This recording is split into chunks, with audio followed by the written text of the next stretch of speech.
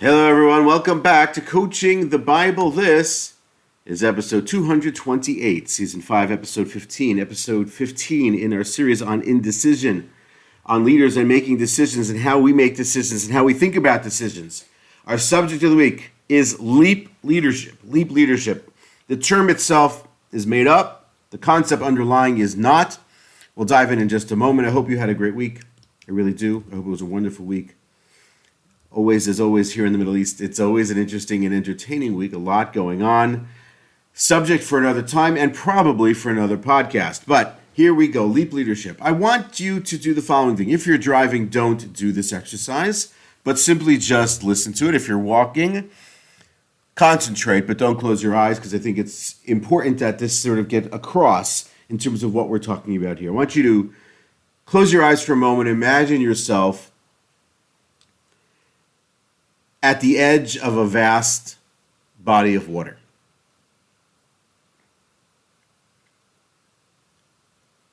You're standing there at the edge of the water.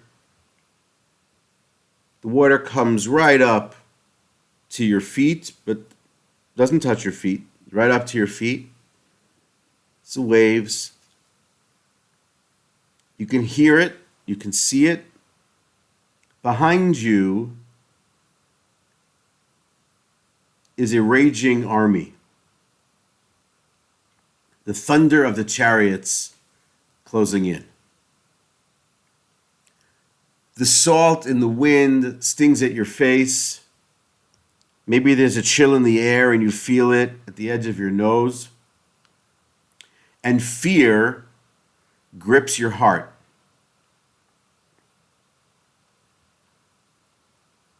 The call echoes, you hear it in your head, you feel it in your being.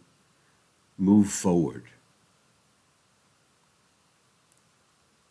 But the water remains before you. Move forward. The water doesn't do anything. The water doesn't recede. The water doesn't disappear. The water continues to lap up to the edge of your feet. And the call comes out again. Move forward. It's seemingly impassable. What do you do?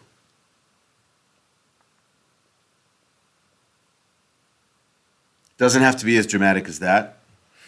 Anytime perhaps you've stood at the edge of the sea, on the beach, on a cliff, overlooking a vast area of ocean, a vast area of land. Early in the morning, late in the evening, and that crisp air is on your face, you sense the vastness, you sense the bigness, you sense the magnitude of what you're looking at.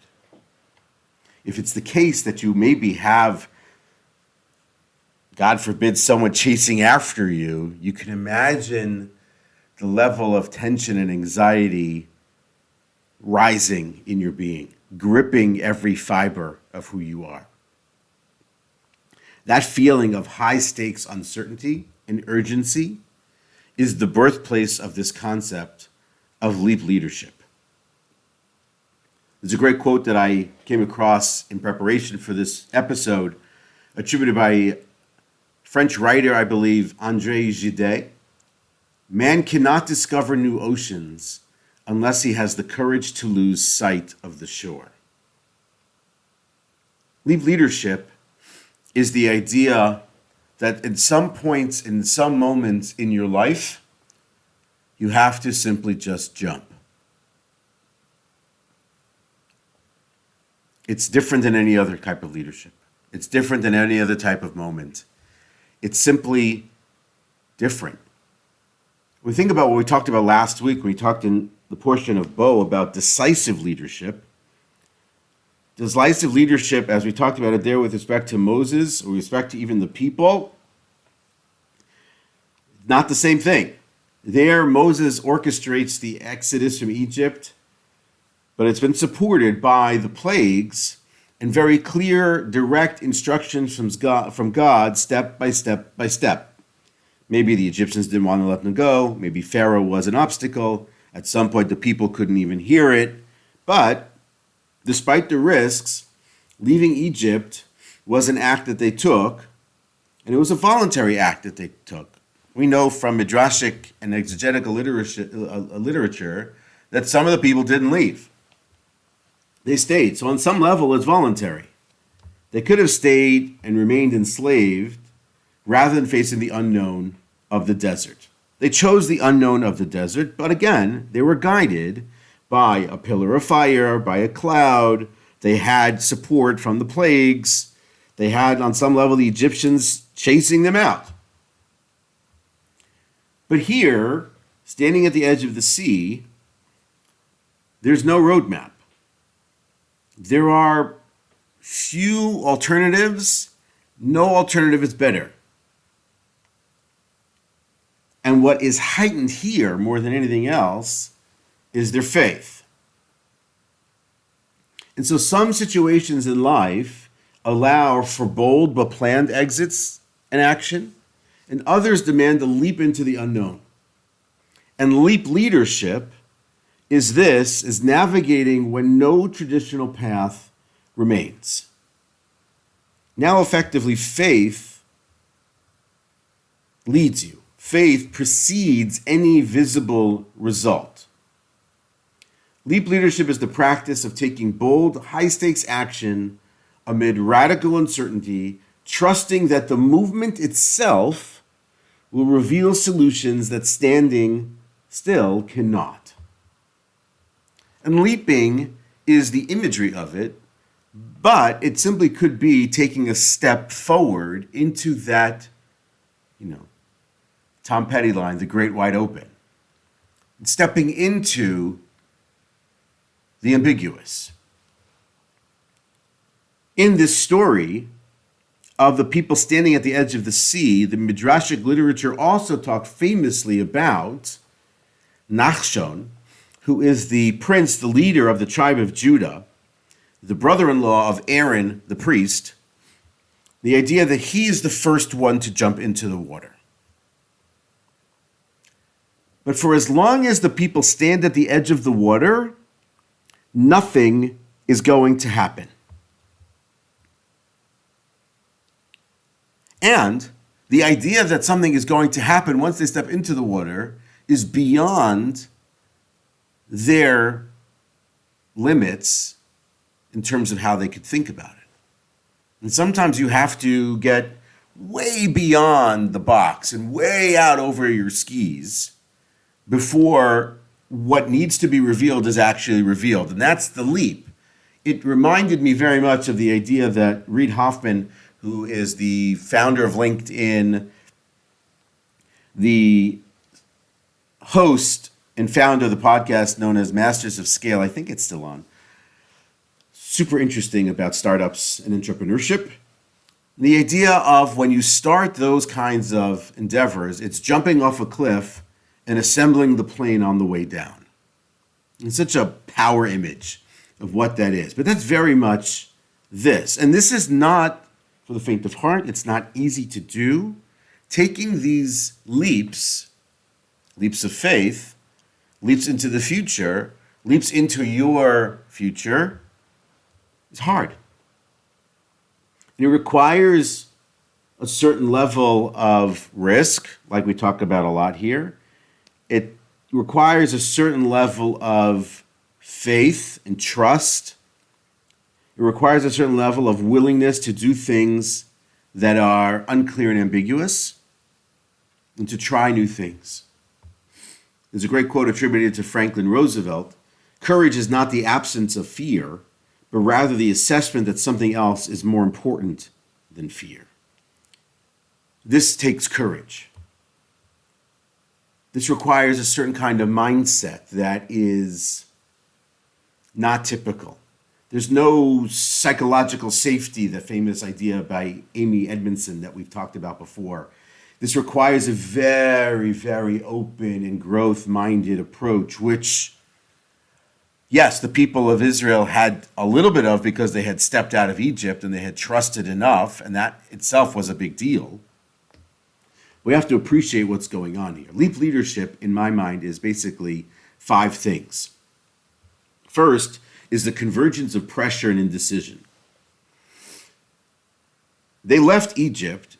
They left feeling that the Egyptians and Pharaoh were in tatters, the place was destroyed, and that they were free to go. The idea that they were going to cross a sea at some point did not in any way, shape, or form enter their minds. There are ways to go from the land of Egypt to the land of Canaan, or to be the land of Israel, that do not require crossing the sea. But yet, that's not the route they take. That's a different story. And yes, there is going to be this moment at Mount Sinai, but also does it require this leap of faith, this leadership moment to get to Mount Sinai, except for the fact that it now does. And so they find themselves having walked right into a trap between the sand and the sea, the rock and the hard place. The Egyptians chasing after them with their chariots, with their soldiers, with their weaponry, with their anger, with a hard-hearted and hard-minded Pharaoh at the charge, and the sea in front of them. There is no internet videos that they could watch where they could see, oh, well, I saw that group of people stand at the edge of the sea and the sea split for them. That's not a thing here. And so you have a convergence of pressure and indecision. There are, as the other part, stage 2, is a recognition that there are no alternatives. So if the first one is convergence of pressure and indecision, they don't know what to do. The pressure is rising. The anxiety is going up. The tension is there. They are fearful. In that fear is the recognition that there are no alternatives. Fighting the Egyptians? I'm not sure. They're not a warrior nation. Going back to Egypt? I don't know that that's gonna work out so well for you. Praying's a good idea, but God basically says, what are you doing? Stop praying, time to go. That doesn't work.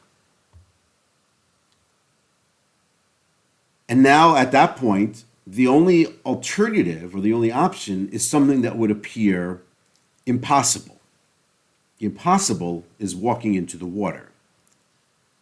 So the third step after convergence of pressure, recognition of no alternatives, is now the commitment to leap.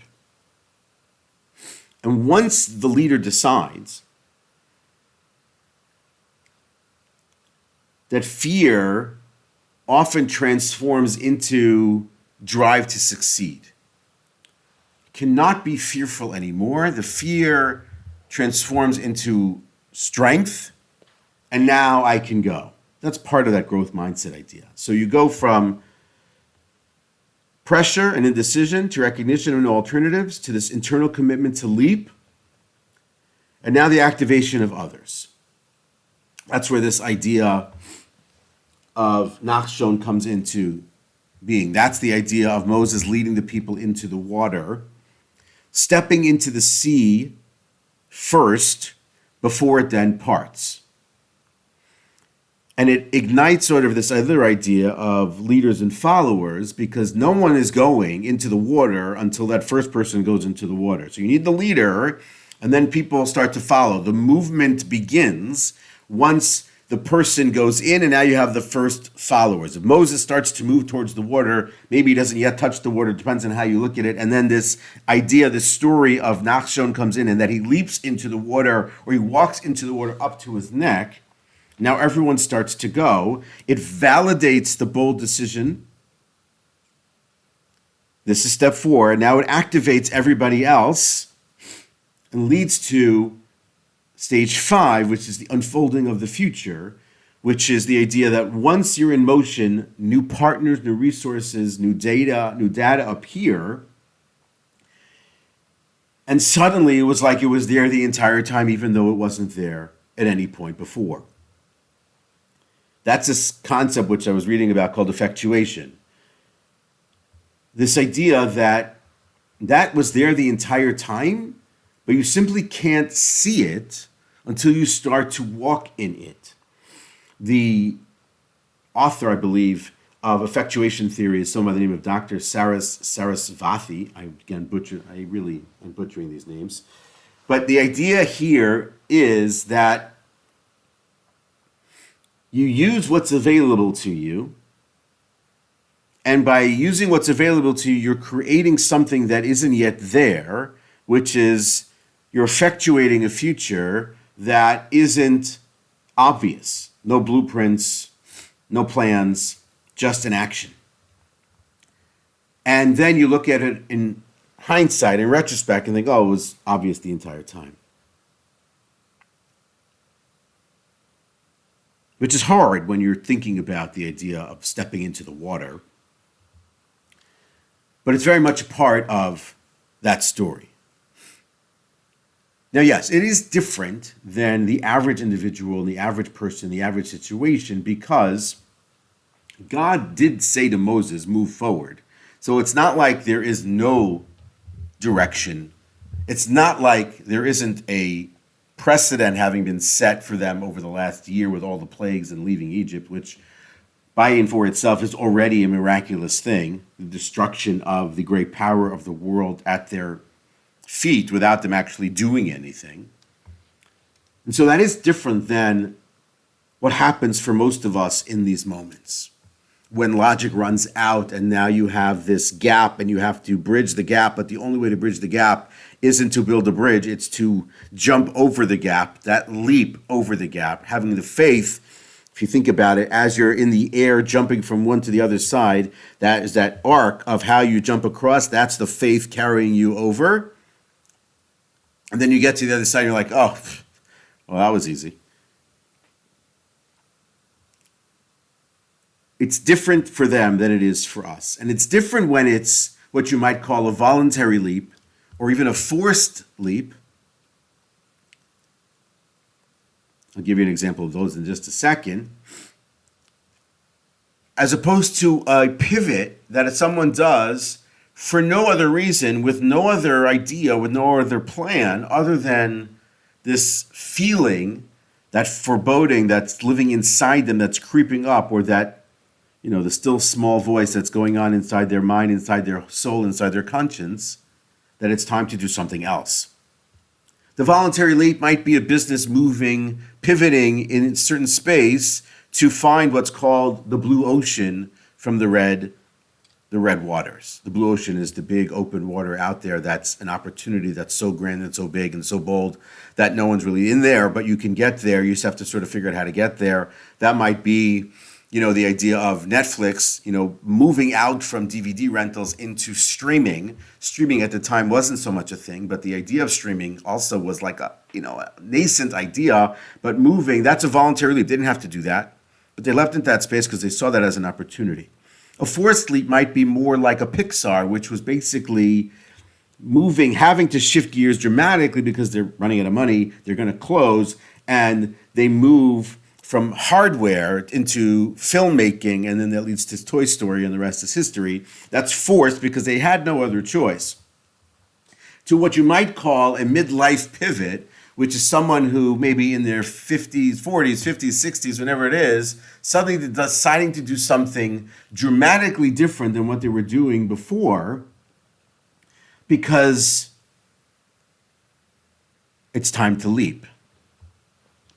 A famous example of that is Colonel Sanders at KFC. Many years ago, I was on a road trip with a friend. We were in Kentucky, and we went to, no other term, the Colonel Sanders Museum. It's a super weird place, but really interesting to having learned the history of KFC, of Kentucky Fried Chicken. That is actually what, on some level, Colonel Sanders looked like. But he was an older person. He was in his 60s when he started pitching fried chicken recipes across the country because he felt like this was something he had to do. This was something that had to be done. And he faced, I think, hundreds, if not thousands of rejections, like a lot of founders and a lot of entrepreneurs and startups. You hear their stories, or people who write movies and books and scripts, and you hear all their stories about how many people turned them down, how many people said no, until someone said yes, and they were successful. But they leapt. They did the leap. There's a great book that I read a couple of years ago called When to Jump. It's about people in midlife, in certain careers, who simply decide at certain points that it's time to do something else. The book is telling their stories and extracting the lessons of when is it time to leap? When is it time to jump? How do you know when it is time to jump? Again, you don't always have a voice sitting there in your ear saying, move forward. And so that may be where you're at this moment. Decision to move the family, decision to change careers, decision to start something new that's been on your mind for an extended period of time that's simply been sitting there. Decision to speak up on something, on an issue that's been an issue for a long time, maybe where you are, but there has been no voice put to it. In each example, in each situation, the leap seems unthinkable at first, but stepping in reveals what I would call the unimagined possibilities. That is leap leadership. In the case of Moses, in the case of Nachshon, in the case of the people in the Bible, it's stepping into the water without the idea that the water would split. Then the water splits and they're able to cross, and suddenly they're on the other side and their enemy is vanquished and drowned in the waters. Think about for a moment for yourself right here, right now. What's the sea for you at the moment? What are you waiting on the shore for at this moment, hoping for a miracle to arrive that may never actually arrive? Can you take the first step, trusting, perhaps, that if the path was revealed for someone else in someone else's moment, that perhaps it might be revealed for you as well? Or perhaps that if you take the first step on this endeavor, that just as it had revealed itself in other endeavors, in other spaces, in other places in your life, it might do so today. That's leap leadership. And that's wholly different from decisive leadership that we talked about before. This is an entirely different place and space for the people of Israel to be in. They need to be in this space. The alternatives of getting to this moment or getting beyond this moment were not actually alternatives that were real or possible and would not properly prepare them for what was coming, because effectively they're going to live a miraculous life, a life on a different plane that's a faith-based life, that is a relationship life with God. That doesn't happen on the normal, natural, obvious plane of being. And nor should yours.